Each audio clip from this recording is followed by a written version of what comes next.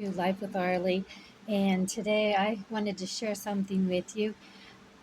It's Today is August 8th, 2025, and I had something on my mind recently, and so I wrote out a few notes.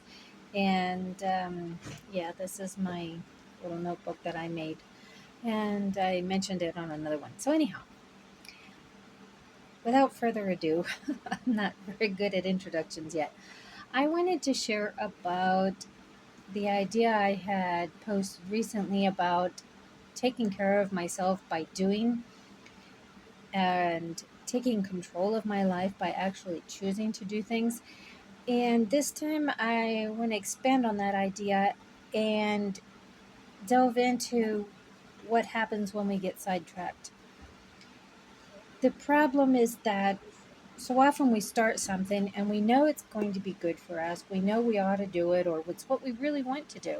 There's a reason why we chose to begin. But then we get sidetracked, something happens, gets in our way, and then we feel guilty because we haven't kept it up. And one of the things that I've been thinking about is that consistency, yeah, it's important, but it can be overrated. Maybe we are underestimating the value in doing things over time, not necessarily every single day or every week or whatever the time is that we wanted to be doing something. There's value in trying something new. There's value in just doing something once, twice, a third time, or even once. Because every time we try something new, and this is getting into that new word that's become so popular, but is really based in ancient understanding of human nature and how God created us, is neuroplasticity. That whenever we do it something new, we're actually teaching our brain that we're safe, that there's no danger in doing that new thing.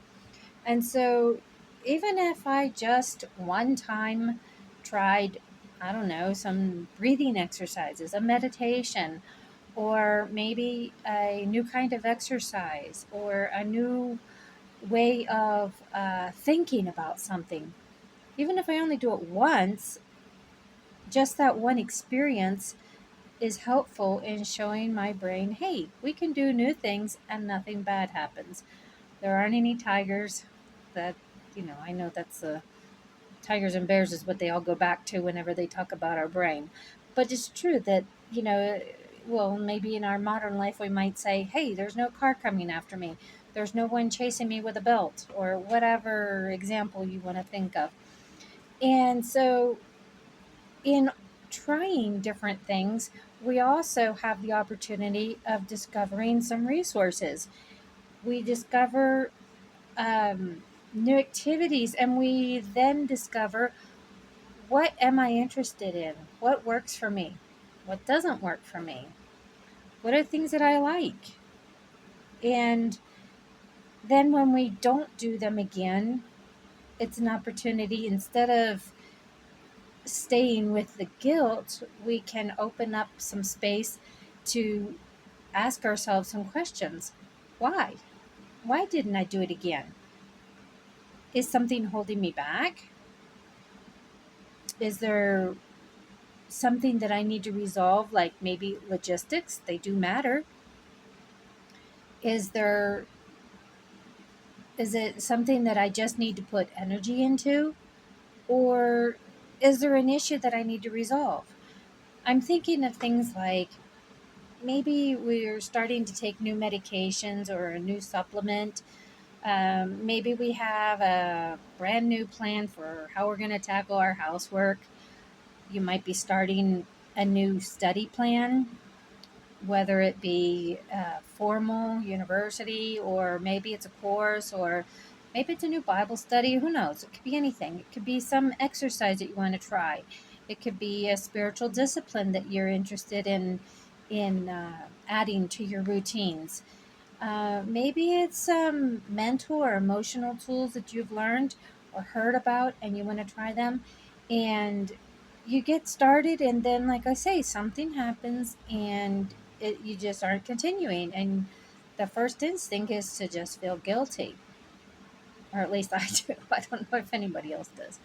And so, what I'm thinking about is how, sometimes we need to spend some time looking at, okay, what's going on? Before I put more energy into just trying harder, maybe I need to look at some of the questions like, is this new thing actually aligning with my values? Am I resisting because I feel like it goes against something that I really believe in? And is that a valid belief that I want to hold on to? Or is it actually going against some of my core values? Hey, I tried this new practice and I realized that no, this is not what the kind of person that I want to be, or not how I want to spend my time, whatever it may be. Well, then maybe I need to find something else. But if it does align with my values and who I want to be, then I need to go on and ask some more questions. Um, is this what is the resistance that I feel at the moment that I don't do it, that I don't choose to start? Sometimes I found that it can lie in our emotions.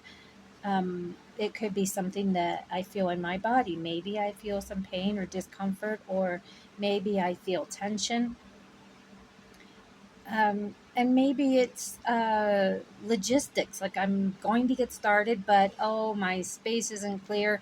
I don't have the furniture moved, or the temperature, or you name it. There's all kinds of things that could be logistics. Maybe it's the wrong time of day, whether I don't have enough attention for it, or maybe the weather isn't conducive. Maybe I just ate, or I need to eat. I don't know. There could be all kinds of things. And so we can look at those things and figure it out. And then I had another question here of asking myself, and you can ask yourself, what serves me best? Would resolving these issues be the best use of my energy and my time? Or do I need to look for an alternative action or practice? So I guess what I'm really trying to say is that whenever we try to start a new habit or a new practice, that before we move straight into guilt, maybe we need to do some more reflection, or at any rate, more reflection and less guilt. And that's something that helps me when I think about some of the things that I've started. Um, some have been pretty easy to keep up. I Earlier this year, Um, actually, today I was just realizing that it's going on 6 months that I started practicing Tai Chi. There was an opportunity that opened up, and I had been thinking about wanting to do it for a couple years. And this opportunity came to my attention, and frankly, the logistics just really all kind of like fell into place. And so that was easy. But then there's other things that I've been trying to get consistent at for a couple years, and it's just keeps being a struggle for me. And so these are some of the questions that I need to go through on these different issues to figure out, okay, what's going on. Today I was in a group session, and we were talking about how we sometimes use avoidance or resistance as a way to try to stay safe. And uh, usually we aren't actually staying in a safe place. Uh, excuse me. We aren't actually in a place of safety. We're actually staying in a place that's familiar, but it doesn't actually push us to where we want to go. So these are just some things to think about if that's what's happening in your life, or maybe it'll happen later. Maybe you're past all this. You got it all figured out. That'd be awesome. Well, I hope that it was of value to you. That oh, look at that! If nothing else, you got the value of a cute little kitty making a cameo appearance. Yeah, this one, a little one. Her name is Petunia, And remember, this is life with Arlie, and we just film and let it go. Um, so thank you all for these minutes with me, and I'm going to let you go. And I hope that you have a really nice day or evening, whatever time of day is for you. For me, you can see, maybe you can't. It's nighttime, evening. Well, I've enjoyed making this, and as always, I'm embarrassed about the mistakes, but I'm not going to cut them out because this is real life. Take care, y'all.